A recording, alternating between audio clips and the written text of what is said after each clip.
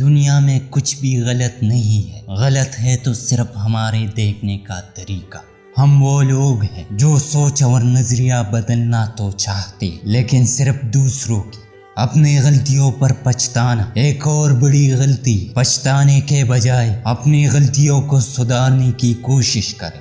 انسان کا زوال تب شروع ہوتا جب وہ اپنے مخلص لوگوں کے ساتھ منافقت کا سلسلہ شروع کر دیتا ہے۔ اگر آپ سے غلطی سرزد ہو جائے تو کسی حسن کا انتظار مت کرے، فوراً معافی مانگ لے۔ خوش قسمت ہے وہ انسان جس کے لیے کوئی روئے، بدقسمت ہے وہ انسان جس کی وجہ سے کوئی روئے۔ ہمیشہ تب بولے جب الفاظ میٹھے ہوں، ورنہ خاموشی اختیار کرے۔ اس شعبے سے دور رہے جس میں آپ کو بار بار نئے کپڑے خریدنے پڑے۔ مستقل گھر میں رہنے سے انسان کی ذہنی صحت متاثر ہوتی ہے، اس لیے ہر گھر ایک ہسپتال ہے۔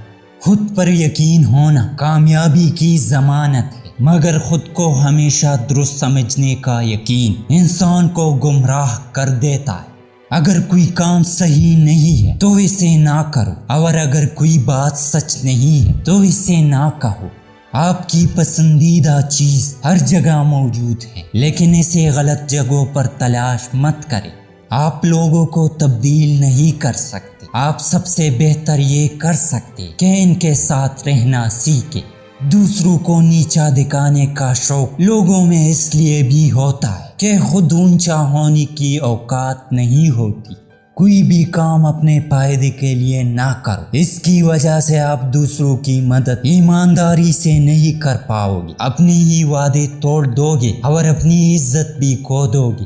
موت آ جانے تک ایک وقت میں ایک ہی چیز پر کام کریں۔ کھیل اور کام کا ایک الگ الگ وقت ہونا چاہیے۔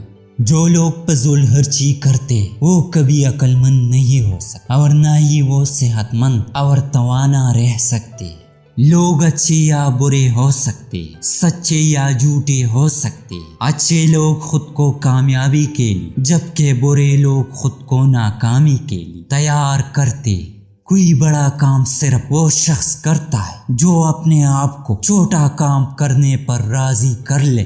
منزلیں چاہے کتنی ہی اونچی کیوں نہ، راستے ہمیشہ پیروں کے نیچے ہوتے۔ ہر عمل سوچ سمجھ کر کرو، کیونکہ ہر عمل کے اندر اس کا انجام یوں چھپا ہوتا ہے جیسے ہر بیج کے اندر درخت۔ جو لوگ اپنی سوچ نہیں بدل سکتے ہیں وہ کچھ نہیں بدل سکتے۔ دو لوگوں سے ہمیشہ ہوشیار رہو، ایک وہ جو تم میں وہ عیب بتائے جو تم میں نہیں، دوسرا وہ جو تم میں وہ خوبی بتائے جو تم میں نہیں ہے۔ دشمن کا شور ہمیں یہ بتاتا ہے کہ ہمارے بات میں کتنا اثر ہے۔